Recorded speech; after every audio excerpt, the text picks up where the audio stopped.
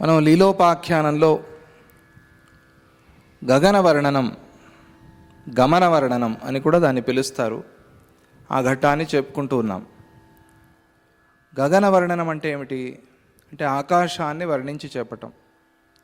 గమన వర్ణనం అంటే ఆ సరస్వతి అమ్మవారు లీలాదేవి ఇద్దరూ కలిసి నా ఆకాశంలో సంచారం చేస్తున్నారు. ఒక తల్లి కూతురులాగా, స్నేహితుల్లాగా. వారు అలా సంచారం చేస్తున్నప్పుడు ఆకాశం ఎట్లా ఉంది, ఆ ఆకాశం ఎక్కడ ఉంది, దాని పరిధి ఏమిటి, అక్కడ ఏ లోకాలు ఉన్నాయి, వాళ్ళు ఏ లోకాలని దర్శించారు, ఎవరిని చూశారు, ఏం కనిపించింది అని మనం ప్రశ్న వేస్తే అసలు ప్రశ్న వేయాల్సింది అది కాదు. వాళ్ళు ఏది చూడలేదు, వాళ్ళకి ఏది కనిపించలేదు అని ప్రశ్నించాలి. అలా అడిగితే అసలు సమాధానమే లేదు. ఎందుకంటే వాళ్ళు చూడంది లేదు. సమస్త సృష్టిని దర్శనం చేసి ప్రయాణం చేస్తున్నారు వాళ్ళు. ఎక్కడ ఉంది ఈ ప్రపంచం అంటే ఈ హృదయంలోనే ఉంది, ఈ హృదయాకాశంలో.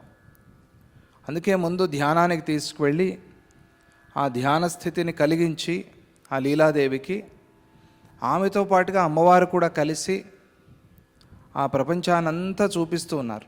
ఎలా ఉంది ఈ ప్రపంచం అని. అది ఎక్కడ ఉంది ఆ ప్రపంచం అంటే ఇక్కడి నుంచే, ఈ హృదయం నుంచి ఈ ఆజ్ఞాచక్రం వరకు ఇంతే. ఈ స్థానంలో ఇక్కడి నుంచి ఇక్కడి వరకు ఉన్న ఈ ప్రదేశంలో మొత్తం సృష్టినంతా చూపిస్తోంది అమ్మవారు. అది ఇక్కడ విశేషం. వాళ్ళు ఎక్కడ ఉన్నారు అంటే లీలాదేవి హృదయాకాశంలో ఉన్నారు. ఎక్కడికి వెళ్ళింది లీలాదేవి అంటే ధ్యానం చేసి ఆ హృదయాకాశంలోకి వెళ్ళింది. వెళ్ళి అక్కడ సమస్త సృష్టిని, ప్రపంచానంతా, ప్రపంచం అంటే మన భూలోకము, ఈ గెలాక్సీ మాత్రమే కాదు, ఈ సూర్యమండలం మాత్రమే కాదు, ఇటువంటి సూర్యులు కొన్ని లక్షల మంది, కోట్ల మంది ఉన్నారు సృష్టిలో. ఒకళ్ళు కాదు, ఇద్దరు కాదు, కొన్ని లక్షల సూర్యులు. ఆ సూర్యమండలాలన్నిటినీ కూడా దాటి సూర్యమండలాన్నే పైన ఉండి చూస్తున్నారు. అన్ని సూర్యమండలాలు కలిపిన ఒక ప్రదేశం ఏదైనా ఉంటే దాన్ని మీరి వాళ్ళు ఉన్నారు, దానికన్నా పైన ఉన్నారు, అటువంటి స్థితిలో ఉన్నారు. అది ఇక్కడ వర్ణన చేస్తున్నారు. అలా ఉండి ఆ పైనుంచి తిరుగుతూ, వాటి మధ్యలో తిరుగుతూ, వాటిని దాటి వెళ్ళి అక్కడ ఆ పైన ఉండి ఈ ప్రపంచానంతా చూపిస్తోంది అమ్మవారు, సరస్వతి అమ్మవారు. చూడు ఇది ఈ ప్రపంచం, ఎందుకు ఇది అవసరమైంది, ఎందుకు దీన్ని వర్ణన చేస్తున్నారు, దీనికి వేదాంతానికి సంబంధం ఏమిటి, ప్రపంచమే కల్పితమో అని వేదాంతంలో చెప్తున్నప్పుడు మళ్ళీ ఇదంతా ఈ వర్ణన ఎందుకు అవసరం అంటే ఆ లీలాదేవి జీవన్ముక్తురాలు. ఇప్పుడు కాదు, తర్వాత పూర్ణ జ్ఞానంతో జీవన్ముక్తి వస్తుంది తనకి. ఆ జీవన్ముక్తుడికి ప్రపంచం అంతా తెలిసి ఉంటుంది, తెలిసి ఉండాలి.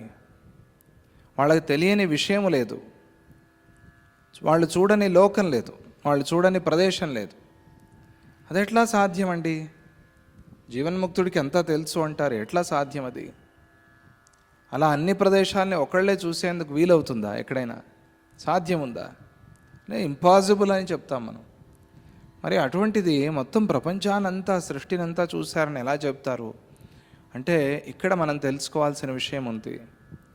ప్రపంచ తత్వాన్ని తెలుసుకున్న వాళ్ళు అని అర్థం, సృష్టి రహస్యాన్ని భేదించిన వాళ్ళు అని అర్థం. సృష్టి రహస్యాన్ని భేదించి సృష్టి ఇది, సృష్టి అంటే ఇది, దీని అర్థం ఇది, సృష్టి అయింది, సృష్టి లయిస్తోంది అంటే అర్థం ఏమిటి అనే విషయాన్ని ఎవరైతే పూర్తిగా అర్థం చేసుకున్నారో వాళ్ళు సృష్టిని అంతా చూశారు. వాళ్ళకి ఆ విషయం తెలిసింది కాబట్టి మనం ఎన్ని రహస్యాలు అడిగినా కూడా, ఎన్ని గ్రహగోళాలు దాటి వెళ్ళి, ఎన్ని గెలాక్సీలు దాటి వెళ్ళి, ఎన్ని బ్రహ్మాండాలు దాటి వెళ్ళి మనం ప్రశ్నించినా కూడా అన్నిటికీ సమాధానం ఇదే. ఎందుకంటే సృష్టి రహస్యాన్నే వాళ్ళు పగలగొట్టారు కాబట్టి వాళ్ళకి ఇంకా ఆ విషయంలో సందేహం లేదు. ఆ సందేహాన్ని పోగొట్టుకున్నారు కదా, వాళ్ళని జీవన్ముక్తులు అంటారు. అటువంటి ఆ జీవన్ముక్త స్థితిని మనకు తెలపడం కోసం ఇక్కడ గగన వర్ణన అనే ఘట్టాన్ని చేస్తున్నారు. ఆ గగన వర్ణనంలో వాళ్ళకి ఏమేమి కనిపించాయి, వాళ్ళు ఏమేమి చూస్తూ ముందుకు వెళ్తున్నారు అనేది ఒక అద్భుతమైన వర్ణన. అంటే ధ్యానంలో మనం అయ్యో ధ్యానం చేయలేకపోతున్నాను, చాలా కష్టమవుతోంది, ఇంతసేపు కూర్చోలేకపోతున్నాను అనే బాధ ఉండదు. ఎందుకంటే అది అమృత ఆహారంతో కూడింది. అమృత ఆహారం అంటే మనం కొద్దిగా తిన్నా కూడా విపరీతమైన శక్తి ఇచ్చే సామర్థ్యం ఉంది ఆ ధ్యానానికి. అందుకనే ఎన్ని గంటలు కూర్చున్నా కూడా వాళ్ళకి అలసట అనేది లేదు, విసుగు అనేది లేదు, బేజారు అనేది లేదు. ఇది లేని స్థితి ధ్యానంలో ఎట్లా వస్తుంది అంటే అది వర్ణన చేస్తున్నారు. ధ్యానంలో ఆ ఉల్లాసం, ఉత్సాహం, ఆనందంగా, సంతోషంగా ఉంటారు. అలా ప్రయాణం ముందుకు వెళ్తున్నప్పుడు వాళ్ళకి విసుగు అనేది ఎక్కడి నుంచి వస్తుంది, అలసట అనేది ఎలా వస్తుంది? అలసట లేకుండా, విసుగు లేకుండా ఆనందంగా, సంతోషంగా, ఉత్సాహంగా, ఉల్లాసంగా ఉంటారు ధ్యానం చేస్తున్న వాళ్ళు. ఆ స్థితిని ఇక్కడ వర్ణన చేస్తున్నారు. ఆ ధ్యానం చేస్తున్నప్పుడు వాళ్ళకి కనిపించే దృశ్యాలు ఎట్లా ఉంటాయి, వాళ్ళు చూసే ఆ ప్రపంచం ఎట్లా ఉంటుంది, ధ్యాన స్థితిలో ఆకాశం ఎట్లా ఉంటుంది, అదే ఒక ప్రత్యేకమైన ఆకాశం అంతే. వాళ్ళు మనతో పాటు మన మధ్యలో ఉన్నా కూడా వాళ్ళదే ఒక లోకం, భక్తులదే ఒక లోకం అన్నట్టుగా, దత్తభక్తులదే ఒక లోకం, వాళ్ళే ఒక లోకంలో ఉంటారండి. ఎప్పుడూ జయగురు దత్త అంటారు, ఏం మాట్లాడినా కూడా ఎప్పుడూ స్వామిజీ గురించి మాట్లాడుతూ ఉంటారు. వాళ్ళదే ఒక లోకం అని అంటారు బయట వాళ్ళు కూడా ఈ లోకానికి వస్తే తెలుసుకుంటారు ఈ లోకంలో ఉన్న శక్తి ఏమి అని, ఇక్కడ ఉన్న సంతోషం ఏమిటి అని. అలాగే ఆ ధ్యానంలో ఉన్న వాళ్ళ లోకం అది వేరే, అది ఒక లోకం. అటువంటి లోకంలో వాళ్ళు ఉన్నారు ఆ అమ్మవారు లీలాదేవి. ఆ లోకం ఎలా ఉంది, ఒక ప్రత్యేకం అంతే. అది దాని స్థితిని అనుభవించాలి. అది మనకు కూడా అనుభవానికి వచ్చేందుకోసం ఆ ఆకాశం ఎట్లా ఉంది, ఆ లోకం ఎట్లా ఉంది, ఆ ధ్యాన స్థితిలో వాళ్ళిద్దరు ఎలా ఉన్నారు అనేది వర్ణించి చెప్తున్నారు. ఇక్కడ అది అవసరం లేకపోయినా కూడా మన మీద ఒక ప్రేమతో, మన మీద ఉన్న ఒక దయతో వర్ణించి చెప్తున్నారు వాల్మీకి మహర్షి. ఎలా ఉంది ఆ లోకం అంటే, అక్కడ వాళ్ళు అలా తిరుగుతూ ఆ హృదయాకాశంలోకి ప్రవేశించారు. అది బాగా గుర్తుపెట్టుకోవాలి. ఎక్కడికి బయటికి వెళ్ళలేదు వాళ్ళు, లోపలే. లీలాదేవి ఇంత ప్రయాణం చేసి ఎక్కడికి వెళ్ళింది అంటే లోపలికి వెళ్ళింది. లోపలికి వెళ్ళి ఆ హృదయాకాశంలో సంచారం చేస్తోంది. ఆ లీలాదేవితో పాటుగా అమ్మవారు కలిసింది. ఆమె ఎప్పుడు అదే స్థితిలో ఉంటుంది కాబట్టి ఆమె లీలాదేవితో కలిసింది. ఇద్దరూ కలిసి ఆ ఆకాశంలో సంచారం చేస్తున్నారు. ఇది కథాఘట్టం. ఆ కథాభాగంలో గగన వర్ణన, గమన వర్ణన అనేదాన్ని మనకి చెప్తున్నారు. ఎలా ఉంది అది ఆ గగనం అంటే, ఇప్పటివరకు చాలా విషయాలు చెప్పుకున్నాం మనము. ఆ ఆకాశం ఎట్లా ఉంది అని దాన్ని వర్ణించి చాలా విషయాలు చెప్పారు. ఇప్పుడు ఇంకా కొన్ని విషయాలు చెప్తున్నారు ఆకాశ వర్ణనలో. ఇంకొక చోట కాటుక పర్వతంలాగా మేఘాలు పైకి లేస్తూ ఉన్నాయి. వాళ్ళు అన్ని మేఘాలు కలిస్తే ప్రపంచంలో, మనం మంచి వర్షాకాలంలో దిట్టంగా మేఘాలు వస్తే ఒక క్షణంలో చీకటి వస్తుంది. ఇన్ని మేఘాలు ఎక్కడి నుంచి వచ్చాయని ఆశ్చర్యపోతాం. అలా ప్రపంచంలో ఉన్న మేఘాలన్నీ ఒక చోటికి చేరితే ఎట్లా ఉంటుందో అటువంటి స్థితిలో వాళ్ళు ఉన్నారు. అన్నీ ఆ మేఘాలు కాటుకలే పర్వతాల్లాగా లేస్తున్నట్టుగా లేస్తూ ఉన్నాయి. అటువంటి మేఘాలని చూస్తున్నారు వాళ్ళు. సాయంకాల మేఘాల చుట్టూ బంగారు రంగు చీరకు అంచులాగా అందంగా ఆ వెలుగు కనిపిస్తూ ఉంది. సాయంకాలం అయింది. సాయంకాల సమయంలో కొద్దిగా బయట సంచారం చేసే వాళ్ళకి తెలుస్తుంది. మేఘాలు వస్తాయి. ఆ మేఘాలు వచ్చి సూర్యుడి ముందు ఇట్లా సూర్యుడిని కొద్దిగా కప్పినట్టుగా ఉంటాయి. సాయంకాల సమయంలో సూర్యరశ్మి ఎట్లా ఉంటుంది, బంగారు రంగులో ఉంటుంది. ఆ బంగారు రంగు రశ్మి వచ్చి ఈ మేఘం మీద పడుతూ ఉంటుంది. మేఘం ఉంది కాబట్టి సూర్యుడు పూర్తిగా కనిపించడు మనకి, వెనకాల ఆ వెలుగు మాత్రం, కిరణాలు మాత్రం కనిపిస్తూ ఉంటాయి. అప్పుడు ఆ మేఘం చుట్టూ ఒక అంచులాగా, అంటే చీరకి బార్డర్ అంటారు కదా, అట్లా బార్డర్ లాగా మనం దేవీ విరాట్ రూపమైనట్టి నీకు ప్రకృతి సర్వంబు ముస్తాబు చేయు, అక్కడ తుదలందు వెన్నెలల వెలుగినడి అని ఒక ప్రయోగం చేశారు స్వామిజీ. ఆ మేఘం చుట్టూ ఒక అంచులాగా అలా ఉందిట ఆ దృశ్యం. ఆ దృశ్యాన్ని చూస్తూ వాళ్ళు ముందుకు సాగుతూ ఉన్నారు. ఆ దృశ్యం తాపాన్ని పోగొట్టేదిగా ఉంది. అంటే మనం ఎంత కష్టపడి పని చేసి ఉన్నా, ఎంత చదివి ఉన్నా కూడా ఒక్కసారి అట్లా ఒక 5 నిమిషాలు బయటికి వెళ్ళి ఆ సాయం సంధ్యా సమయంలో ఆ దృశ్యాన్ని చూస్తే మన తాపం అంతా పోతుంది, మన స్ట్రెస్ అంతా పోతుంది, మన శ్రమ అంతా పోతుంది, మళ్ళీ కొత్తదనం, కొత్త ఉత్సాహం మనకి వస్తుంది. అందుకనే అట్లా గంటల తరబడి కూర్చుని చదవటము, పని చేయటం అట్లా చేయకూడదు. కాసేపు అట్లా బయటికి వెళ్ళి రావాలి. సాయం సంధ్యా సమయంలో చదవటం తప్పు. అది ప్రత్యేకంగా వేదంలో కూడా చెప్పారు. ఒక మాట ఉంది, సాయం హినస్తి వై సంధ్యధీతం, సంధి అధీతం హినస్తి. అంటే సంధి సమయంలో, సంధ్యాకాలంలో చదివింది మనకి గుర్తు ఉండదు, మనం మర్చిపోతాము. హినస్తి అంటే నాశనం అయిపోతుంది అని చెప్పారు. అంటే దానివల్ల మనకి జ్ఞాపక శక్తి పెరగటము తరగటం తర్వాత, కానీ మనం ఇంతకుముందు చదివింది కూడా మర్చిపోతాం. సంధ్యాకాలంలో కనీసం ఒక 5-10 నిమిషాలైనా గ్యాప్ ఇవ్వాలి. ఇక్కడ కూడా మనకి మాటిమాటికి చూపిస్తున్నారు. ఈరోజు 4వ రోజు యోగ వాసిష్టంలో, మనకి 3వ సంవత్సరం, వాళ్ళకి 4వ రోజు ఉపదేశంలో. ఆ 4వ రోజు రాగానే సాయంకాలం అవుతూనే అందరూ లేచి వెళ్ళి స్నానం చేసి వాళ్ళు ఏదో ప్రార్థన చేసి అనుష్ఠానం సంధ్యావందనం చేసుకుని మళ్ళీ ప్రొద్దున వచ్చారు.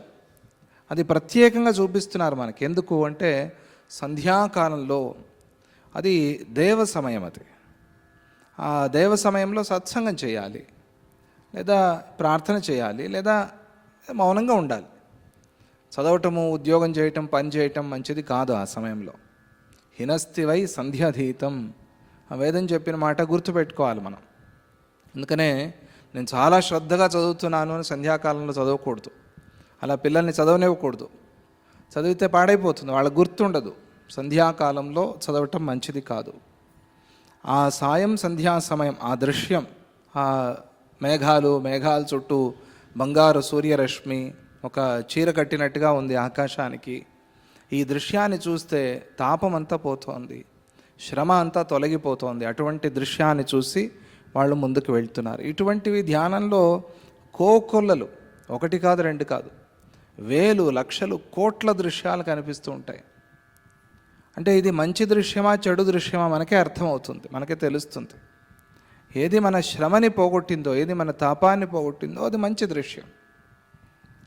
ఏది మనలో ఒక అలజడి, టెన్షన్, ఒక స్ట్రెస్ని క్రియేట్ చేసిందో అది చెడు దృశ్యం అంతే. అటువంటి ఆ దృశ్యాన్ని చూసి తాపాన్ని పోగొట్టుకుని అట్లా ముందుకు వెళ్తున్నారు, వాళ్ళు ప్రయాణం చేస్తున్నారు.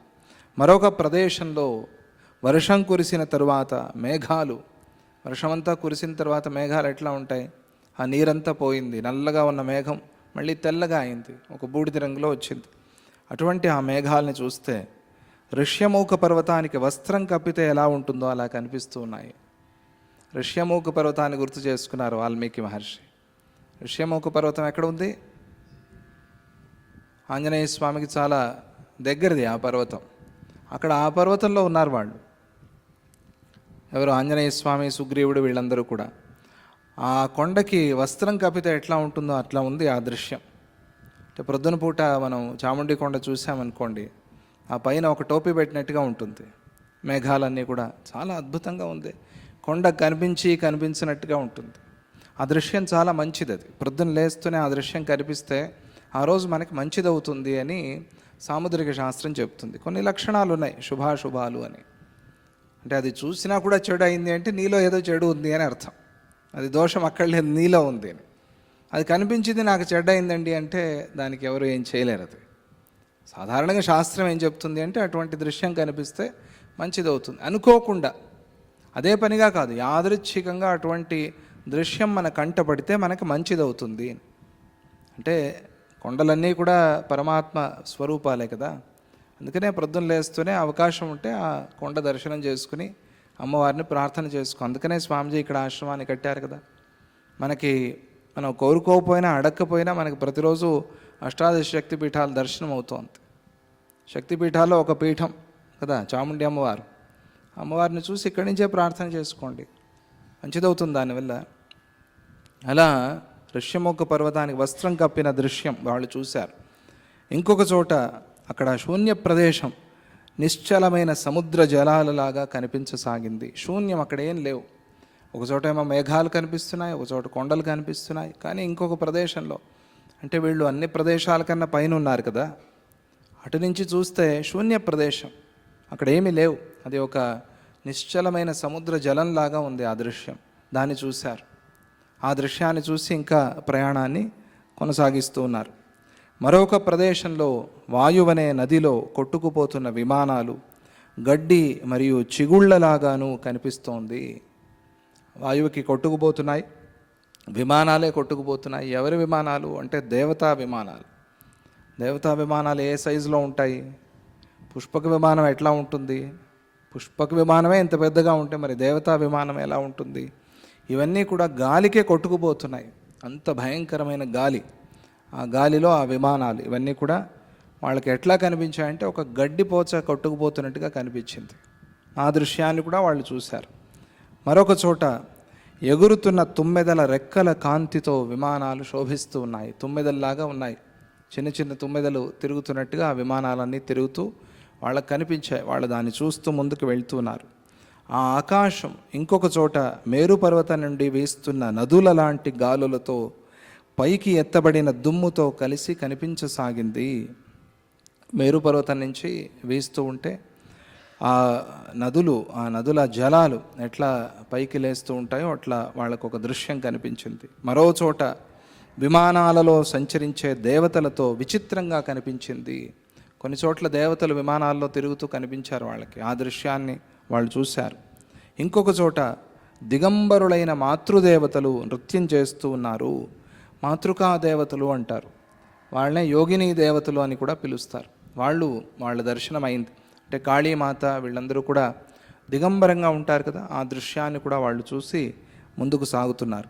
ఇంకొక ప్రాంతంలో నవపానంతో మత్తెక్కిన వారు ఉన్మత్తులు అయిన యోగీశ్వరీ గణాలు ఉన్నాయి. ఆ గణాల మండలాలే మాలలలాగా కనిపించాయి. వారిని చూస్తే ఎవరికైనా భయమే, అటువంటి ఆ యోగిని గణాలు. కానీ లీలాదేవికి భయం అవ్వలేదు, సరస్వతీదేవికి అసలే భయం లేదు.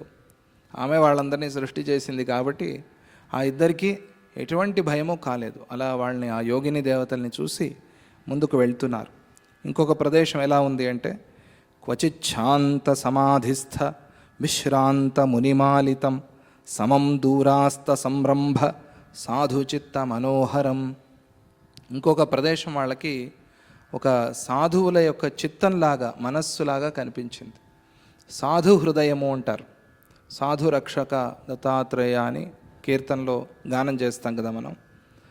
ఆ సాధువుల హృదయం ఎట్లా ఉంటుందో అట్లా కనిపించింది. ఎట్లా ఉంది ఆ సాధువుల హృదయము అంటే సమాధి స్థితి యందు విశ్రాంతి పొందినవారు, వారికి అదే విశ్రాంతి, వేరే విశ్రాంతి లేదు. ఆ సమాధియే విశ్రాంతి. అక్కడ విశ్రాంతి పొందినవారు, శాంతమైన చిత్తం కలవారైన మునులు కొన్ని చోట్ల వాళ్ళకు కనిపించారు. ఆ ప్రదేశాలన్నీ శాంతితో సర్వకర్మ సన్యాసం చేసిన యతీశ్వరుల నిశ్చలమైన సాధు చిత్తంలాగా ఉంది. సర్వకర్మల్ని సన్యాసం చేశారు కాబట్టి, అంటే విడిచిపెట్టారు కాబట్టి వాళ్ళకి ఏ అలజడి లేదు, ఏ అశాంతి లేదు. ఆ స్థితిలో శాంతంగా ఉన్నారు. అటువంటి వాళ్ళ మనస్సులాగా నిశ్చలంగా ఒక ప్రదేశం కనిపించింది. అంత బాగుంది అని అంటే మనం కూడా మనస్సుని, మన హృదయాన్ని అంత శుభ్రంగా ఉంచుకోవాలి అని అర్థం. అక్కడ ఒకచోట దేవతలు, గంధర్వులు, దేవతా స్త్రీలు గానం చేస్తున్నారు. కొన్ని ప్రాంతాలలో నివసించటానికి యోగ్యమైన సామాన్య నగరాలు, మరికొన్ని ప్రదేశాలలో కదిలే నగరాలు కనిపించాయి. నగరాలు అంటే ఆ సిటీనే కదులుతోంది, కదిలే నగరం. ఈ కాలంలో అలా కూడా నిర్మాణం చేస్తాము అని చెప్పి అది ఇంకా కాలేదు, చేస్తారు. ఎప్పుడో 2050కో 2100కో అటువంటి పట్టణాలు, నగరాలు తయారవుతాయి అని యానిమేషన్లో చూపిస్తున్నారు కదా. అటువంటి నగరాల్ని వాళ్ళు చూశారు. కదిలే నగరాలు అంటే ఆ సిటీనే అట్లా గాల్లో ఎగురుకుంటూ పోతూ ఉంటుంది. అటువంటి నగరాల్ని వాళ్ళు దర్శనం చేశారు. మరో ప్రదేశంలో రుద్రపట్టణం వాళ్ళకి కనిపించింది. ఇంకొక ప్రదేశంలో బ్రహ్మగారి యొక్క ఆ నగరం వాళ్ళకి దర్శనమిచ్చింది. మరి ఒక చోట మాయతో నిర్మించబడిన పట్టణం ఉంది. ఇంకొక ప్రదేశంలో భవిష్యత్ నగరం వాళ్ళకి దర్శనమిచ్చింది. భవిష్యత్ నగరం అంటే రాబోయే నగరం, ఇంకా పుట్టలేదు, ఇంకా తయారు కాలేదు. అటువంటి నగరం వాళ్ళకి కనిపించింది. అంటే మనకిప్పుడు కనిపించకపోవచ్చు, కానీ రాబోయే నగరాన్ని వాళ్ళు ఇప్పుడే దర్శనం చేశారు. అటువంటి ఆ స్థితిలో వాళ్ళు ఉన్నారు. మరొక చోట అచ్చము చంద్రుడిలాగా ఉన్న మాయా సరోవరం ఉంది. అది అమృత సరోవరంలాగా ఉంది. చంద్రుడిలాగా ఉన్న సరోవరం, అది అంత పెద్ద సరోవరం. ఆ సరోవరం అమృత సరోవరంలాగా ఉంది. అది చలిస్తోంది. అంటే ధ్యానంలో కలిగే అనుభవాలు ఇవన్నీ. దీనిలో ఏ ఒక్కటి మనకి ధ్యానంలో కనిపించినా చాలు. ఈ అనుభవాలు మనకి ధ్యానంలో వస్తాయి. ధ్యానం చేసే వాళ్ళకి తెలుస్తుంది అది. అది ఆ సరోవరం చలిస్తోంది, కదులుతోంది. మరొక చోట దైవశక్తితో కదలకుండా ఘనీభవించి ఉన్న చెరువులు ఉన్నాయి. అంటే గడ్డకట్టిన చెరువులు, అది దైవశక్తితో అలా అయ్యింది. ఇంకొక ప్రదేశంలో సిద్ధులు వస్తూ పోతూ ఉన్నారు. మరి ఒక ప్రాంతంలో చంద్రుడు ఉదయిస్తూ కనిపిస్తున్నాడు. ఇంకొక చోట సూర్యుడు ఉదయిస్తున్నాడు. మరో ప్రాంతంలో చీకటితో కూడిన రాత్రి అయి ఉంది. ఇంకొక ప్రదేశంలో సంధ్యారాగంతో, గోరోజన వర్ణంతో, పింగళ వర్ణంతో నిండి ఉన్న ప్రదేశం వాళ్ళకి కనిపించింది. ఇదంతా ఎక్కడ? హృదయాకాశంలో, వేరే ఎక్కడ బయట కాదు. మొత్తం సృష్టి అంతా వాళ్ళకి అట్లా ఆ స్క్రీన్ మీద సినిమా చూసినట్టుగా చూస్తున్నారు. వాళ్ళు చూసి ప్రయాణాన్ని ముందుకు సాగిస్తున్నారు. మరొక ప్రదేశంలో మంచులాగా ఉన్న మబ్బులతో కూడి తెల్లగా ఉంది. ఇంకొక చోట వర్షించే మేఘాలు కనిపిస్తూ ఉన్నాయి. మరో చోట భూమిలో లాగా ఆకాశంలో కూడా లోకపాలకులు విశ్రమిస్తూ ఉన్నారు. అంటే ఏ ఆధారము లేకుండా అట్లా గాల్లోనే పడుకున్నారు వాళ్ళు. ఆశ్చర్యం. ఆధారం, మనం భూమి మీద పడుకున్నట్టుగా గాల్లో నిద్రపోతూ కనిపించారు. విశ్రాంతి తీసుకుంటూ లోకపాలకులు వాళ్ళకి దర్శనమిచ్చారు. ఆ దృశ్యాన్ని చూసి ఇక ఇంకొక ప్రదేశంలో సురాసురులు ఊర్ధ్వదేశానికి, అధోదేశానికి, అన్ని దిక్కులకు వెళ్ళాలి అని తొందరపడుతూ కనిపించారు. మరో చోట నలుదిక్కులలోనూ జనసంచారం నిండి ఉంది. మరొక చోట 1,00,000 యోజనాల తరువాత చూసినా కూడా పర్వతాలే లేకుండా ఉన్నాయి. అంత శూన్య ప్రదేశం. అటువంటి శూన్య ప్రదేశాన్ని ఊహించను కూడా ఊహించలేం మనం. 1,00,000 యోజనాలు. ఇప్పటి వరకు ఏమో ఇన్ని పర్వతాలు, ఇన్ని మేఘాలు, ఇన్ని లోకాలు ఇవన్నీ కనిపించాయి. కానీ కొన్ని 1,00,000 యోజనాల వరకు చూసినా కూడా ఏమీ లేదు. అంత శూన్య ప్రదేశం. అటువంటి ప్రదేశాన్ని కూడా వాళ్ళు చూశారంటే ఇంకా సృష్టి ఎక్కడ ఉంది? దీనికన్నా సృష్టి వేరే ఏది ఉంది ప్రపంచంలో? ఆ సృష్టిని అంతా చూస్తూ వాళ్ళు ముందుకు వెళ్తున్నారు అని అర్థం.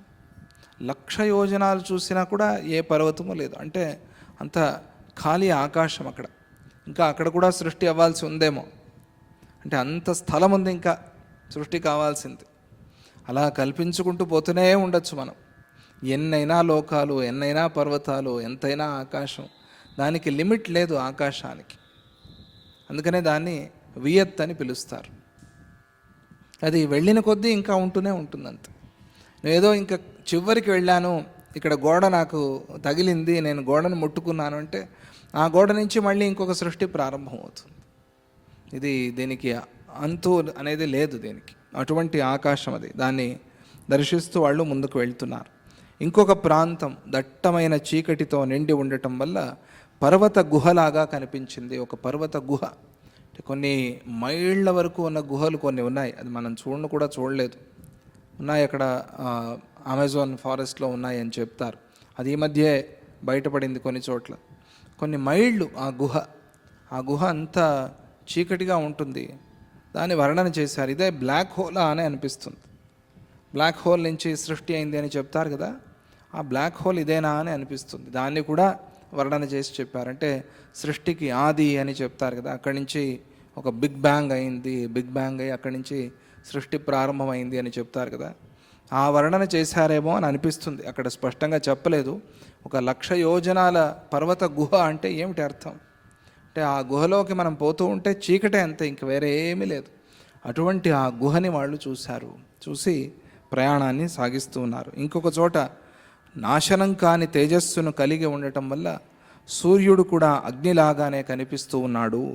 మరొక చోట చంద్రుడనే భవనం మంచు వల్ల అతి శీతలంగా కనిపించింది. ఇంకొక చోట కల్పలతలతో నిండిన వనం ఉంది. మరో చోట రాక్షసులు దేవతాపురాన్ని విరుగ్గొడుతూ కనిపిస్తూ ఉన్నారు. ఆ దేవదానవుల యుద్ధాన్ని కూడా ఆ సరస్వతి అమ్మవారు, లీలాదేవి చూశారు. అప్పుడు దేవతలు ఏం చేశారట తెలుసా? ఈ యుద్ధం జరుగుతున్నప్పుడు వాళ్ళు వచ్చి వీళ్ళ ఈ నగరాన్ని, అంటే అమరావతి అంటారు, అమరావతి అని మనం ఇప్పుడు పేరు పెట్టారు కదా, అమరావతి అని పేరు, అమరలోకం. ఆ అమరలోకాన్ని, ఆ స్వర్గలోకాన్ని వాళ్ళు వచ్చి భంగం చేస్తున్నారు, నాశనం చేస్తున్నారు. అప్పుడు దేవతలు ఏం చేశారట అంటే వేరే దేన్ని కాపాడుకోవాలి అనుకోలేదట.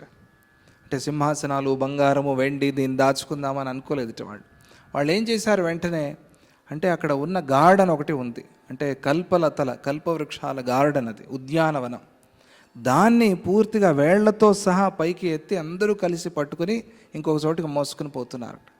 అంటే ఇది ఆస్తి, ఇది సొత్తు, ఇది ఉంటే మిగతావన్నీ కూడా వస్తాయని. ఆ భూమిని వాళ్ళు కాపాడుతున్నారట, ఆ తోటని వాళ్ళు కాపాడుకుంటున్నారట, ఆ ఉద్యానవనాన్ని వాళ్ళు కాపాడుకుంటున్నారట. వేరే దేన్ని కాపాడుకోవాలని వాళ్ళు తాపత్రయపడలేదు. దీన్ని ఇట్లా మోసుకుపోతున్న దేవతలు వాళ్ళకి కనిపించారు. ఎంత అద్భుతమైన వర్ణన. రాక్షసులు, దైత్యులు, దానవులు వచ్చి వీళ్ళ ఈ పట్టణాన్ని, నగరాన్ని అంతా ధ్వంసం చేస్తుంటే వాళ్ళని కొట్టాలి అని, వాళ్ళతో యుద్ధం చేయాలి అని, ఏవో దాచుకోవాలి అని, ఏదో కాపాడుకోవాలని వాళ్ళ తాపత్రయం లేనేలేదు. ఈ తోట, ఈ ఉద్యానవనం, ఇది ఒకటి కాపాడబడితే చాలు, దీన్ని మనం కాపాడుకుంటే చాలు అని దాన్ని అతి కష్టం మీద మోసుకుని వెళ్తున్నారట. అది ఆ దృశ్యాన్ని వాళ్ళిద్దరు చూశారు, లీలాదేవి, సరస్వతి అమ్మవారు. అంటే అంత ప్రధానం అని, ఒక చెట్టు, ఒక గ్రీనరీ అంటారు కదా, ఆకుపచ్చతనం అంత అవసరం. అది ఉంటే మనం బతుకుతాం, అది ఉంటే మనం జీవిస్తామని అక్కడ సూక్ష్మంగా మనకు తెలపటం. మరో ప్రదేశంలో విమానంలో ప్రయాణిస్తున్న వారు కింద పడుతున్న తోకచుక్కలలాగా కనిపిస్తూ ఉన్నారు.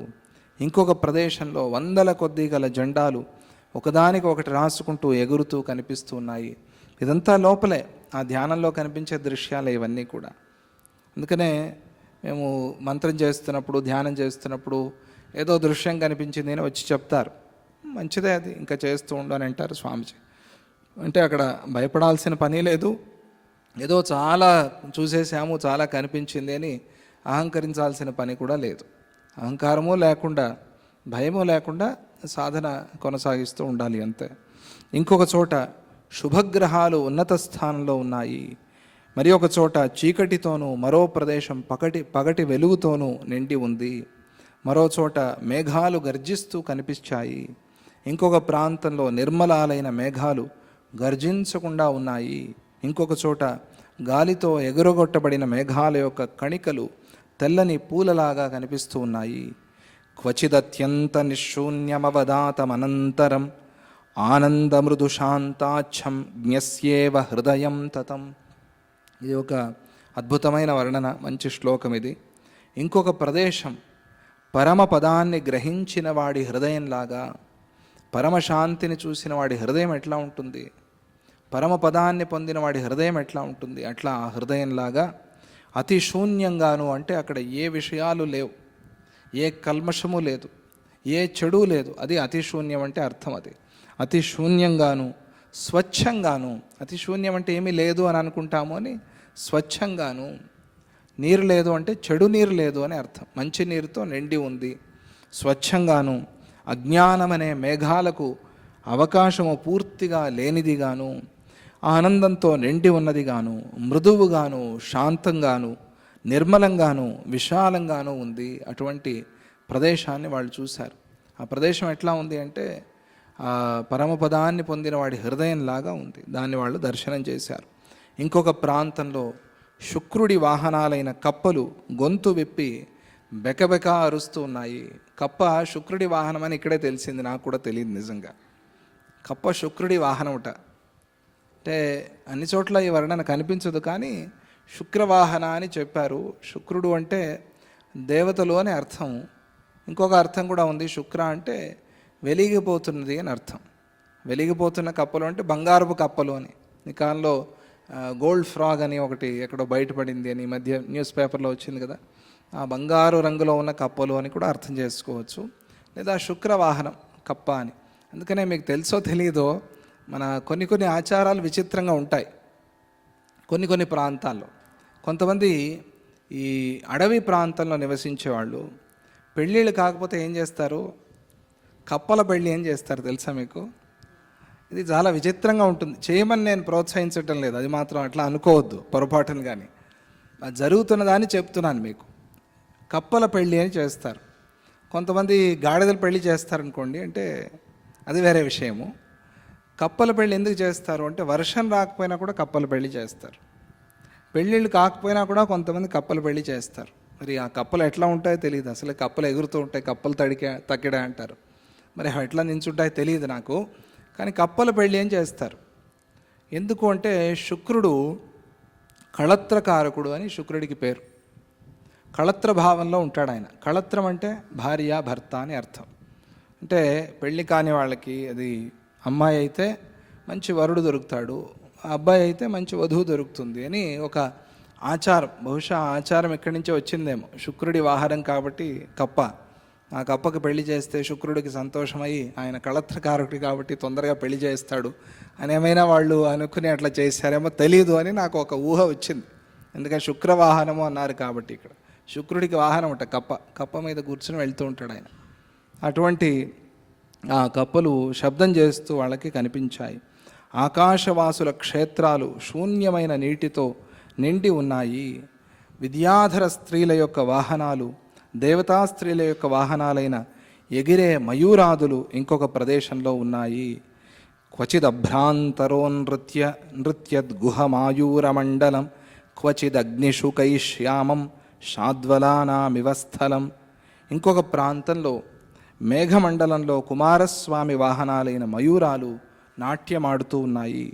మరో ప్రాంతము అగ్నివాహనాలైన చిలుకలతో నిండి పచ్చగడ్డిలాగా కనిపించసాగింది. చిలుక శుకం అగ్నివాహనం అని కూడా ఇక్కడే తెలిసింది. అగ్నికి సాధారణంగా మేషవాహన అని పేరు, అంటే మేక ఆయనకి వాహనము అని పేరు. కానీ ఇక్కడ అగ్ని శుక అనే ప్రయోగాన్ని చేశారు, అంటే అగ్ని వాహనము చిలుక అని.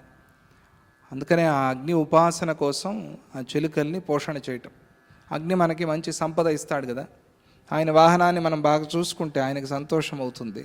శ్రేయమిచ్చే ధృతాశనాథన్. సంపద కావాలి అన్నవాళ్ళు అగ్ని ఉపాసన చేయాలి అని చెప్తారు. సంపద అంటే జ్ఞాన సంపద కూడా, ఆరోగ్యం కూడా సంపదే, అంతా ధనమే. ఎవరికి ఏది కావాలో అది ఆ అగ్నిదేవుడు ఇస్తాడు అని అర్థం. అగ్నివాహనం చిలుకట. ఆ చిలుకలతో నిండినట్టుగా ఆ పచ్చగడ్డిలాగా ఆకాశం, అంటే అన్ని చిలుకలు అక్కడ లక్షలాది చిలుకలు వాళ్ళకి కనిపించాయి ఆ ఆకాశంలో. మరొక ప్రదేశంలో యమవాహనమైన మహిషము నల్లగా ఉన్న మేఘాలను చూసి వాటిని దున్నపోతులని భావించి ఢీకొడుతూ ఉన్నాయి. అక్కడ ఆ యమవాహనాలు వాళ్ళకి కనిపించాయి. అంటే దిక్పాలకుల లోకాలని కూడా దాటి వాళ్ళు పైకి వెళ్తున్నారు అని అర్థం. అటువంటి ఆ స్థితిలో ఆ ప్రదేశంలో ఇంకొక ప్రదేశంలో గుర్రాలు ఇది గడ్డి అనుకుని మేఘాలను నములుతూ కనిపించాయి. ఈ గుర్రాలు ఎవరివి అంటే ఇంద్రుడి వాహనాలు గుర్రాలు. కొన్ని ప్రదేశాలలో దేవాసుర పురాల మధ్యలో కొండలకు రంధ్రాలు చేసి ఎగరగొట్టే గాలి వీస్తూ ఉండటంతో వారిద్దరూ, అంటే ఆ సరస్వతి లీలాదేవులు ఇద్దరు ఇతరులు ప్రవేశించటానికి వీలు లేని పట్టణాల్లోకి ప్రవేశించలేకపోయారు. వాళ్ళు కూడా కొన్ని ప్రదేశాల్లోకి వెళ్ళలేకపోయారు. ఎందుకంటే అక్కడ వీస్తున్న గాలి ఎట్లా ఉంది అంటే ఆ గాలికి కొండలే చిల్లు పడిపోతుందేమో అని అనిపించేట్టుగా ఉంది. ఆ గాలి కొండలు ఎగిరిపోతాయేమో అన్నట్టుగా ఉంది ఆ గాలి. అందుకనే అక్కడికి వాళ్ళు ప్రవేశించలేదు, బయట నుంచే చూశారు ఆ ప్రాంతాన్ని, ఆ ప్రదేశాన్ని. కొన్ని సందర్భాల్లో ధ్యానం చేస్తున్నప్పుడు ఒక భయానకమైన శబ్దం కూడా వినిపిస్తుంది, ఆ భావన వస్తుంది అని చెప్పారు. ఎందుకంటే మనం ఒకే నాదం మీద ధ్యానం చేస్తూ ఉంటాం కాబట్టి ఊ అనే శబ్దాలు కొన్ని సందర్భాల్లో వినిపిస్తాయి. అది కొద్ది రోజులు ఉండి వెళ్ళిపోతుంది, దానికేమీ భయపడాల్సిన పని లేదు. గురువుని అడగాలి ఆ సమయంలో, ఇదేమిటి ఇది జరుగుతోంది, ఇది మంచిదేనా చెడ్డదా అని అడగాలి. లేదరా నీకు డాక్టర్ గారి అవసరం ఉంది అంటే డాక్టర్ దగ్గరికి వెళ్ళాలి. లేదు ఇది ఒక ధ్యానంలో భాగమే అంటే సంతోషంగా ఉండొచ్చు, ఏం పర్వాలేదు అని మాటిమాటికి సాధన చేస్తున్నప్పుడు గురువుని సంప్రదిస్తూ ఉండాలి. లేకపోతే అది వేరే దారి పట్టిస్తుంది మనల్ని. మరొక ప్రదేశంలో మలయ పర్వతంలాగా బృహదాకారకుడైన భైరవుడు నృత్యం చేస్తూ ఉన్నాడు. ఇంకొక చోట రెక్కలు ఉన్న పర్వతంలాగా గరుడ పక్షి నాట్యం చేస్తోంది. ఇంకొక చోట పెద్ద గాలికి రెక్కలతో కూడిన పర్వతం పైకి లేవసాగింది. ఇంకొక ప్రదేశం గంధర్వ నగరాలతోనూ దేవతా స్త్రీలతోనూ నిండి ఉంది. మరొక చోటు ఎగురుతున్న కొండల నుండి పడిన చెట్ల వల్ల మేఘమండలం ఎత్తుగా కనిపిస్తోంది. మరో ప్రదేశం మాయాకల్పితాలైన ఆకాశ పద్మాలతోనూ నీటితోనూ చల్లగా ఉంది. మరో ప్రాంతంలో చంద్రకిరణాలను కూడా ఆకర్షించే శీతల వాయువు వీస్తోంది. ఇంకొక చోట బాగా వేడిగా వీస్తున్న ఈదురుగాలులకు చెట్టు చేమలు, కొండలు, మేఘాలు కాలిపోతూ ఉన్నాయి. ఇంకొక ప్రదేశంలో ప్రశాంతమైన వాయువు నిశ్శబ్దంగా వీస్తోంది. ఇంకొక చోట పర్వతాలతో సమానమైన కొమ్ములు గల మేఘాలు ఎన్నో పైకి లేస్తూ కనిపిస్తూ ఉన్నాయి. మరొక చోట వర్షాకాల మేఘాలు మదించి ఘర్ఘర ధ్వనితో గర్జిస్తూ ఉన్నాయి. ఇంకొక ప్రదేశంలో సురాసురులు పోరాటం చేసుకుంటూ ఉండటం వల్ల అడుగు పెట్టడానికి కూడా వీలు లేకుండా ఉంది. ఇంకొక ప్రదేశంలో ఆకాశ కమలాల యందు విహరిస్తూ ఉన్న హంసీగణము హంసలను పిలుస్తూ కనిపిస్తోంది. ఈ హంస దర్శనం అనేది ధ్యానంలో చాలా ముఖ్యము అని చెప్తారు. అది ఒక మెట్టు, ఒక స్థాయి. అంటే కొన్ని దృశ్యాలు మనం చూడాలి అనుకుని కనిపించేది కాదు. అది ఏదో టీవీ ఆన్ చేసుకుని చూసినట్టుగా తాను కనిపించే దృశ్యం. అది యాదృచ్ఛికంగా కనిపించే దృశ్యం. ఏదైనా సరే యాదృచ్ఛికంగా అయితే మంచిది అని. అదే పనిగా కొంతమంది అంటూ ఉంటారు, ఏమా నేను ఎక్కడికో బయటకు వెళ్తున్నాను, ఒక కొండ తీసుకుని నా ముందుకు రా. అది మనం చెప్పి చేస్తాం, ఎందుకంటే ఒక మంచి దృశ్యాన్ని చూసి ప్రయాణం వెళదాము అని. అంటే నీరు నిండిన కుండతో ఎదురొస్తే ఎవరైనా ఒక స్త్రీ, దాంతో మంచిదవుతుంది అని ఒక అభిప్రాయం. మనం అదే పనిగా ఇంటి నుంచి కొండిచ్చి పంపించి ఆమె ఎదురొచ్చి మనం వెళ్తే దాంతో కూడా మంచిదవుతుంది, ఎందుకంటే కలశాన్ని దర్శనం చేసిన పుణ్యంతో. అది యాదృచ్ఛికంగా మన కంట పడితే, మనం కోరుకోకుండా మనకు తెలియకుండా మన కంట పడితే దాంతో మనకు మంచిదవుతుంది అనేది శాస్త్రం. అదే పనిగా ఎందుకు చేస్తారు అంటే ఏదో ఒక మంచి దృశ్యాన్ని చూసి ప్రయాణానికి వెళ్తే మనకు మేలవుతుంది అనే ఆ భావనతో చేస్తారు. అక్కడ హంసగణం వాళ్ళకి కనిపించింది. మరో ప్రదేశంలో మందాకిని తీర వాయువులు పద్మగంధాన్ని మోసుకొస్తూ ఉన్నాయి. ఇంకొక ప్రదేశంలో గంగా మొదలైన నదుల కలయికతో చేపలు, మొసళ్ళు, ఎండ్రకాయలు, నత్తలు, తాబేళ్లు మొదలైన జంతువులు పైకి ఎగిసి పడుతూ ఉన్నాయి. సూర్యుడు పాతాళానికి చేరుకోవటం వల్ల కొన్ని ప్రదేశాలలో సూర్యగ్రహణం సంభవించింది. అద్భుతమైన సైన్స్ చెప్పారు. ఒక శ్లోకంలో కాదు, ఒక పాదంలో, ఒక శ్లోకంలో పాదం ఉంటుంది కదా, ఆ పాదంలో సూర్యగ్రహణం ఎలా అవుతుంది అని చెప్పారు. చాలామంది అనుకుంటారు మన మహర్షులకి మహాత్ములకి ఏమీ తెలియదు, ఏవో పిచ్చి పిచ్చి మాటలు చెప్పారు వాళ్ళు అని. ఇక్కడ ఎంత స్పష్టంగా చెప్పారంటే సూర్యుడు పాతాళానికి వెళ్ళటం వల్ల, సూర్యుడు పాతాళం అంటే ఇక్కడ అర్థం వేరే. అంటే ఆ సూర్య ఛాయ అదే నీడగా పడినప్పుడు ఆ ఛాయ, ఆ వెలుగు పడకపోవటం వల్ల, ఆ నీడ పడటం వల్ల సూర్యగ్రహణం కనిపిస్తోంది. సూర్యగ్రహణం ఎందుకయింది అంటే భూమికి సూర్యుడికి మధ్యలో చంద్రుడు రావటం వల్ల సూర్యగ్రహణం అయింది, అంతే కదా. అదే కదా సూర్యగ్రహణానికి కారణం. పాతాళానికి వెళ్ళటం అంటే మనకు కనిపించకుండా అవతలకు వెళ్ళిపోయాడు అని అర్థం. సూర్యబింబం మనకు కనిపించకుండా అవతలకు వెళ్ళిపోయింది కాబట్టి మనకి సూర్యగ్రహణం వచ్చింది అని అర్థం అని వ్యాఖ్యానంలో చాలా అద్భుతంగా రాశారు. సమస్త జ్యోతిష్ శాస్త్రం అంతా ఉంది ఆ కాలంలో చెప్పిన మాటలవి. అది మనం తెలుసుకోవాలి మన మహాత్ముల శక్తి ఎటువంటిది అని. ఇక పృథివీ నీడ పడటం వల్ల కొన్ని ప్రదేశాలలో చంద్రగ్రహణం కనిపించింది, స్పష్టంగా చెప్పారు. భూమి నీడ పడుతూ ఉండటం వల్ల చంద్రగ్రహణం కనిపించింది. అంటే సూర్యుడికి చంద్రుడికి మధ్యలో భూమి వచ్చింది. ఈ భూమి యొక్క ఛాయ నీడపోయి చంద్రుడి మీద పడింది. చంద్రుడి మీద పడటం వల్ల గ్రహణం వచ్చింది. ఎంత స్పష్టంగా చెప్పారు. అర్ధ శ్లోకంలో చంద్రగ్రహణాన్ని గురించి చెప్పారు. ఇంకా మహర్షుల బుద్ధిశక్తి ఎటువంటిది మనం తెలుసుకోవాలి. అది అంటే ఏదో పాము వచ్చి మింగేస్తుంది, ఇది అర్థం అవటం కోసం పిల్లల కోసం చెప్పిన మాట, తెలియక చెప్పిన మాట కాదు. అంటే వాళ్ళు ఆ సమయంలో జాగ్రత్తగా ఉంటారు అని, వేరే పనులేవి చేయకుండా ఆ గ్రహణాన్ని గురించి ఆలోచన చేస్తూ, గ్రహణం ఎట్లా జరుగుతోంది, సైంటిస్టులు అయితే గ్రహణాన్ని పరిశీలన చేస్తూ, ఆధ్యాత్మిక మార్గంలో ఉండేవాళ్ళైతే గ్రహణ సమయంలో జపతపాలు దాన ధర్మాలు చేస్తూ, ఆ సమయంలో కొంచెం మనస్సు బుద్ధి మన మనస్సు మీద ప్రభావం ఉంటుంది కదా, గ్రహాల ప్రభావం. ఈ గ్రహం మీదే మనం జీవిస్తూ ఉన్నప్పుడు భూమిలో చిన్న కంపం వస్తేనే మన మీద ప్రభావం ఉంటుంది. మరి ఇంకా గ్రహగోళాలకు సంబంధించిన విచారం ఇది, వాటిలో వచ్చే మార్పు మన మీద ఉండదా? ఖచ్చితంగా ఉంటుంది. అందుకని ఆ గ్రహణ సమయంలో జాగ్రత్తగా ఉండు అని చెప్తారు. అదే రహస్యం. అది అలా చంద్రగ్రహణం వాళ్ళకి కనిపించింది. ఇంకొక ప్రదేశంలో మాయా పుష్పాలు గల, ఇవన్నీ జరిగింది ఎంతసేపట్లో? ఏదో ఒక పావుగంట అరగంటలో. కానీ వాళ్ళు ఈ ప్రపంచాన్నంతా చూస్తూ, గ్రహణాలు కూడా చూస్తూ ముందుకు వెళ్తున్నారు. అది విశేషం. ఆ హృదయాకాశంలో ఉన్న గొప్పతనం అది. అందుకనే ఒక మంత్రం చేస్తే కష్టాలు పోతాయి అంటే, అన్ని సంవత్సరాలు నీకు కష్టాలు కలిగితే ఎన్ని సంవత్సరాలు పడుతుందో అదంతా ఒక సెకండ్లో పోతుంది అని. ఆ మంత్రంలో అంటే నువ్వు అనుభవించలేదని కాదు, అనుభవించాను. కళ్ళు మూసుకుని ఓం నమో హనుమతే నమః, ఓం నమ శివాయ, ఓం నమో నారాయణాయ చేస్తూ నీవన్నీ గుర్తు చేసుకుని, మంచివి చెడ్డవి అన్నీ గుర్తు చేసుకుని ఆ కన్నీటి బొట్టు ఇట్లా కార్చావు. దాంతో నీ సమస్త పాపము ప్రక్షాళన అయిపోయింది. అనుభవించావు నువ్వు. అనుభవించకపోతే రాదు నీకు అది. ఓ భగవంతుడా, ఓ పరమాత్మ, నా తప్పుల్ని మన్నించు, క్షమించు, ఏవో దోషాలు, ఏవో పొరపాట్లు, ఏవో తప్పులు ఏ జన్మలో చేశానో తెలీదు అనే భావన నీలో వచ్చి ఒక తాపం పుట్టి, ఒక వేడి పుడితే కానీ ఆ కన్నీరు రాదు. ఊరికే వస్తుంది ఆ కన్నీరు. భక్తి కూడా అంతే. భక్తి కూడా ఊరికే వస్తుందా? నామం పలుకుతున్నప్పుడు కన్నీరు రావాలంటే, ఆనందాశ్రువులు రావాలి అంటే ఊరికే వస్తాయా? రావు. దానికి ఎంతో సాధన, ఎంతో తపన కావాలి. ఆ తపనతో నువ్వేం చేసావు? లోపల కాల్చేసావు. అన్ని స్టవ్లు ఒకే రకంగా ఉండవు కదా. ఒక్కొక్క స్టవ్ ఒక్కొక్క రకంగా ఉంటుంది. నువ్వు ఇంట్లో వంట చేసుకునే స్టవ్ ఎంత ఉంటుంది మహా అయితే? దానికి అంతవరకే, పాలు కాచేంతవరకే శక్తి దానికి. అదే నువ్వు వైజాగ్లో స్టీల్ ప్లాంట్లో వెళ్ళి స్టవ్ చూడు, దానికి గడ్డ కట్టిన ఆ ఇనుముని కరిగించే వేడి ఉంటుంది. అవునా కదా? అటువంటి స్టవ్లు ఉన్నాయా లేదా? ఆ స్టవ్ మనం ఇక్కడ పెడితే ఇంట్లో ఉండలేము, ఇల్లే కాలిపోతుంది, గోడలే కాలిపోతాయి. అటువంటి భయంకరమైన తాపం, వేడి. మరి ఆ వేడి ఈ వేడి రెండు ఒకటేనా? కాదు. అటువంటి స్టీల్ ప్లాంట్లో ఉండేలాంటి స్టవ్ లాంటి తాపం నీలో కలిగితే నువ్వు ఇన్ని జన్మలు చేసిన పాపం నీలో కాలిపోతుంది. అది కలగాలి. అది కలగటమే భక్తి. అది కలిగితే అప్పుడు, అందుకనే ఒక మంత్రంతో నీకు జన్మల పాపాన్ని పోగొడతాడు అంటే ఎట్లా సాధ్యం? అంటే ఇట్లా సాధ్యం.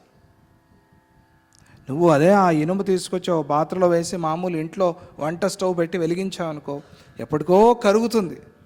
ఎప్పుడో ఎన్ని రోజులకో అది కరుగుతుంది, కరెక్ట్ ఏమి ఉండదు. అదే తీసుకెళ్ళి ఈ వేడి, ఎక్కువగా వేడి కలిగించే ఇంత అది ఎంత 1000 degreesలో ఉంటుందో ఏమో తెలియదు, దాంట్లో తీసుకెళ్ళి పడేసామనుకో క్షణాల్లో కాలిపోతుంది. కాలుతోందా లేదా? వ్యవహారంలో చూస్తున్నామా లేదా మనం? ఇదే ఆధ్యాత్మికంలో జరిగేది. ఆధ్యాత్మిక మార్గంలో ఉన్నవాడి పాపాలు, కష్టాలు తొందరగా తీరుతాయి. ఎలా తీరుతాయి అంటే ఇదే ఉదాహరణ. అక్కడ మామూలుగా మార్గంలో ఉన్నవాడికి కూడా కరుగుతాయి, ఎప్పుడో కరుగుతాయి. కానీ అదే వీడికి ఈ కర్మలు ఆ స్టీల్ ప్లాంట్లో వేసిన ఇనుములాగా క్షణాల్లో కరిగిపోతుంది. ఇదే వ్యవహారాన్ని ఆధ్యాత్మికానికి అన్వయించుకొని చూడాలి. కరగటమే కాక ద్రవమైపోతుంది. అది ద్రవమైపోయి మనకు కావాల్సిన షేప్లో దాన్ని మార్చుకోగలం మనం. దాన్ని ఆ ఇనుము నీరులాగా ప్రవహిస్తుంది. అవునా కదా? అలాగే ఘనీభవించిన పాపం, కష్టం, అది కరుగుతుంది, కరిగి ప్రవహిస్తుంది. అది ఆ శక్తి నామానికి ఉంది. ఆ తాపాన్ని కలిగిస్తుంది. కలగాలి. అప్పుడు మన దోషాలు పోతాయి. ఇంకో ప్రదేశంలో మాయా పుష్పాలు గల ఉద్యానవనంలోని పుష్పాలు స్వర్గవాయువులు వీచటం వల్ల రాలి పడసాగాయి. ఇంకొక ప్రాంతంలో విమానాలపై సంచరించే యువతులపై పువ్వులు, మంచు తుంపరులు పడటం వల్ల వారు ఉలిక్కి పడుతూ ఉన్నారు అని ఈ సర్గని చివరిలో ఇంకొక శ్లోకాన్ని చెప్పి ముగిస్తారు. ఉదుంబరోదర మశక క్రమ భ్రమత్ మశకక్రమభ్రమత్ జగత్రయాంతరగత భూత సంచయం విలంఘ్య తద్వరలలనే ఖముచ్చకైః మహీతలం పునరపి గంతుముద్యతే. అక్కడ త్రిలోకవాసులైన జీవులు మేడిపండు చుట్టూ ఉన్న దోమలలాగా కనిపించారు. వీళ్ళందరినీ చూశారు. వీళ్ళు చూడని వాళ్ళు లేరు ప్రపంచంలో. భూలోకవాసులే కాదు, మొత్తం 14 భువనాల్లో ఉన్న జీవులందరూ వాళ్ళకి కనిపించారు. కొన్ని క్షణాల్లో వాళ్ళందరినీ చూశారు. ఎలా ఉన్నారు వాళ్ళు అంటే, మేడిపండు అంటే మన ఔదుంబరం చెట్టు. ఆ ఔదుంబరానికి ఫలాలు వస్తాయి కదా, ఆ ఫలం చుట్టూ చేరి ఉంటాయి కదా కొన్ని చిన్న చిన్న దోమల్లాగా, చిన్న క్రిముల్లాగా చుట్టూ చేరి ఉంటాయి. వాటిలాగా కనిపించారు ఈ జీవులందరూ. ఏదో ఇంత చూసి అమ్మో చాలా పెద్దవాళ్ళు అనేమి అనుకోలేదు. వాళ్ళు చిన్న దోమల్లాగా ఈ జీవులందరూ వాళ్ళకి కనిపించారు. అంటే వాళ్ళు ఎక్కడ ఏ స్థాయిలో ఉన్నారు చూడండి. ఆ లీలాదేవి సరస్వతి అమ్మవారు అదే జీవన్ముక్త స్థితి. అంటే జీవన్ముక్తుడు అందరినీ చూసి ఉంటాడు, అందరి దర్శనము వాళ్ళకై ఉంటుంది. ఈ విషయాలన్నిటినీ చూస్తూ వారు ముందుకు వెళ్ళారు. తరువాత వారు ఆకాశంలోనే విశ్రమించి మళ్ళీ భూలోకానికి వెళ్ళసాగారు. అంటే ఇది యోగపరంగా చూస్తే మూలాధారం నుంచి అక్కడి వరకు ప్రయాణం చేసి మళ్ళీ అక్కడి నుంచి మళ్ళీ మూలాధారానికి వస్తున్నారు అని. ధ్యాన క్రమంలో అలా పైకి వెళ్ళి నిదానంగానే కిందకి రావాలి. ఒక క్రమం. మనం చాలా జోరుగా భజన చేసి మళ్ళీ నిదానంగా భజన చేసి నిదానంగా ఆపుతాం.